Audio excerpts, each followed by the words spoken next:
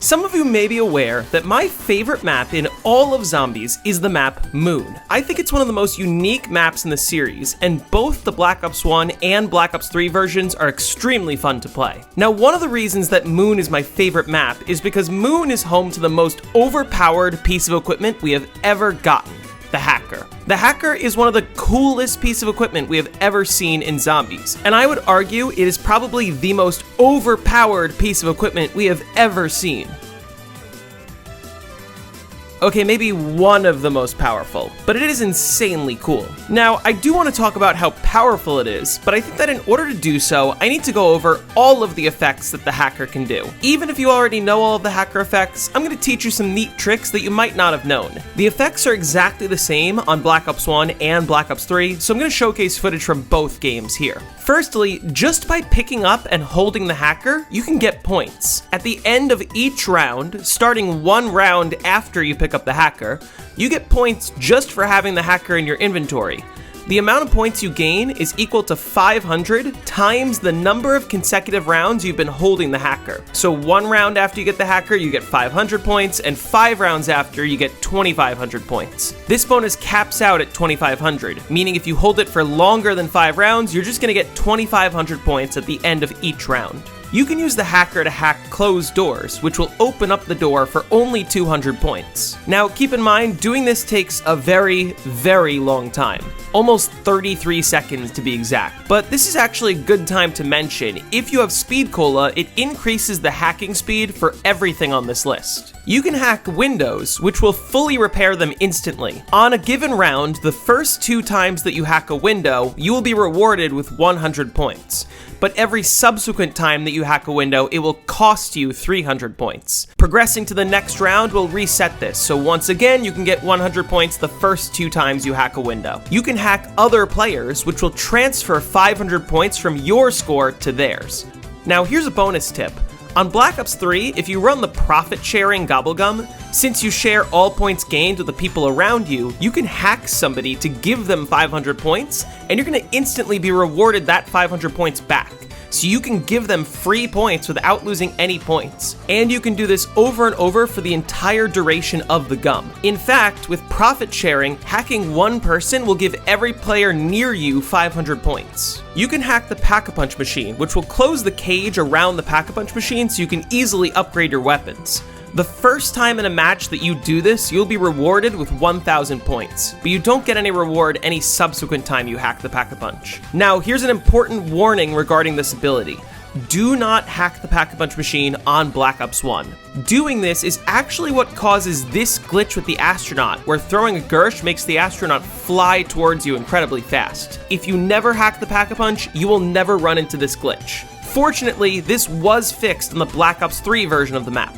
Normally, if you buy ammo for a wall weapon, the ammo costs half of what the wall weapon costs. But if you buy ammo for a Pack-a-Punched wall weapon, it always costs 4,500 points. You can hack the Wallbuy location, which costs you 3,000 points, but it switches the price of the normal and Pack-a-Punched ammo. So you can purchase Pack-a-Punched ammo for very few points, but also regular ammo for 4,500 points. You can hack any perk that you currently own to get rid of the perk and be refunded points equal to the cost of the perk. This allows you to swap out your perks in the middle of a match. Now, keep in mind that hacking the Quick Revive machine will count as using a Quick Revive. You also cannot hack the Quick Revive machine if the machine is no longer on the map. If you hit the mystery box, you can hack the box to respin the box for only 600 points. After that, you can hack the box yet again, which will refund the original 950 points you spent, and will turn the weapon into a power-up that anybody in the game can grab. So you can share your weapons with other players. This means you can only spend 600 points and get 2 box hits. If you hack an empty box location, it will spawn the box in that location for 1 hit only, which costs 1,200 points. That hit can itself be hacked and rehacked to respin for 600 points and then refund 950 points, meaning you can get 2 box hits for 850 points. Now, some people are confused about what happens after that, so let me explain. After the box disappears from the empty location, that location will not be hackable again for another 2 to 3 rounds. It will be random whether it is 2 rounds or 3 rounds. In addition, the box cannot move to a location that has been hacked until 1 round after it becomes hackable again, meaning the box won't be able to move there for 3 to 4 rounds. It also cannot spawn in that location during a fire sale during that time. Believe it or not, you can hack every empty box location, and doing so actually prevents the box from being able to move to any location for 3 to 4 rounds. This actually makes it impossible to get a teddy bear out of the box during that time, since there are no locations for the box to move to. This is how you're able to see high round players hitting the box for rounds at a time without ever moving the box. You need the hacker in order to stop the excavators from breaching Tunnel 6, Tunnel 11, and the Biodome.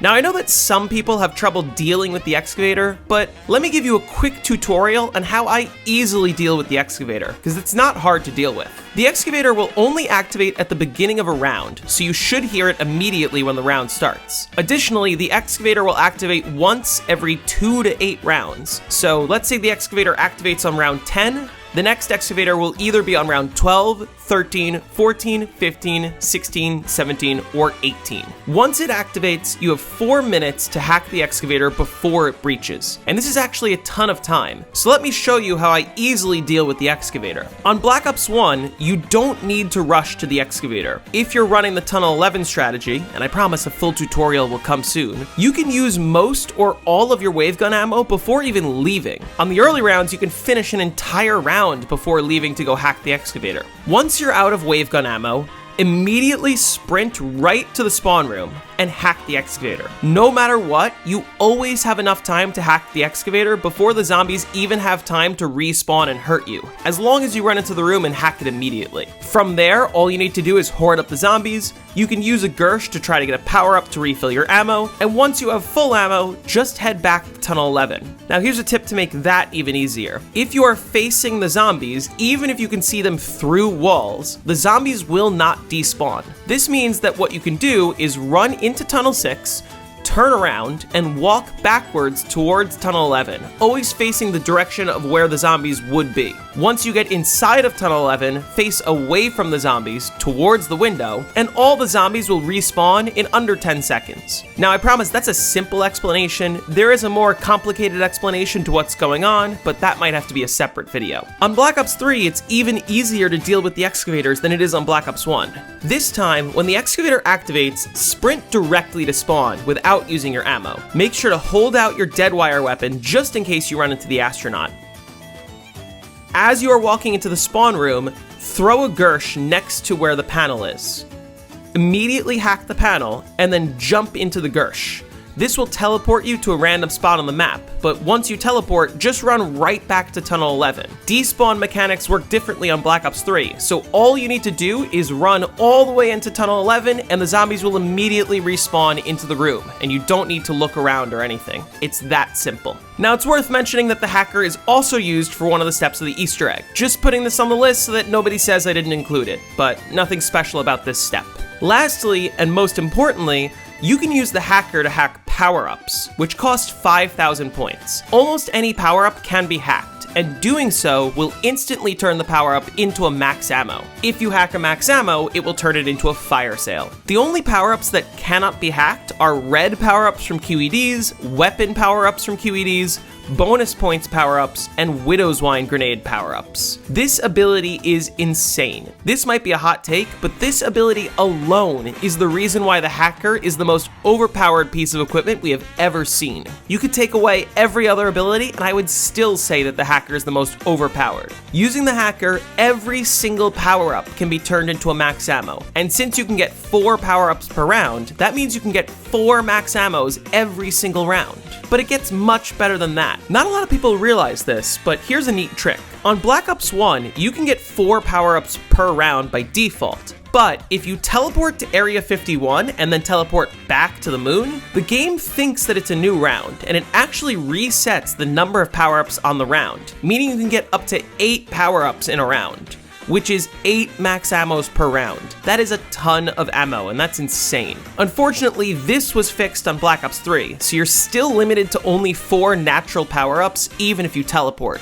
But on Black Ops 3, you also have access to Mega Gobblegums. Gums that spawn in power-ups like Immolation Liquidation or Licensed Contractor can be used to give you even more max ammos. If you don't get a power-up, or if you've used all your power-ups for the round, just pop a gum and hack that drop into a max ammo. This allows you to get up to 7 max ammos per round with the right gum. And yes, this means Licensed Contractor is actually useful. It isn't even the worst gum in the game, by the way, since this has a use and some other gums don't. To put into context how overpowered this ability is, let me just mention, Moon does not have any sort of dog rounds or special rounds. Every single round must be played in full. Despite this, Moon still holds the record for the fastest round 100 on both Black Ops 1 and Black Ops 3 respectively. It also has the second fastest round 255 in all of Black Ops 3, and it has the highest round on all of Black Ops 1, with the world record being round 252.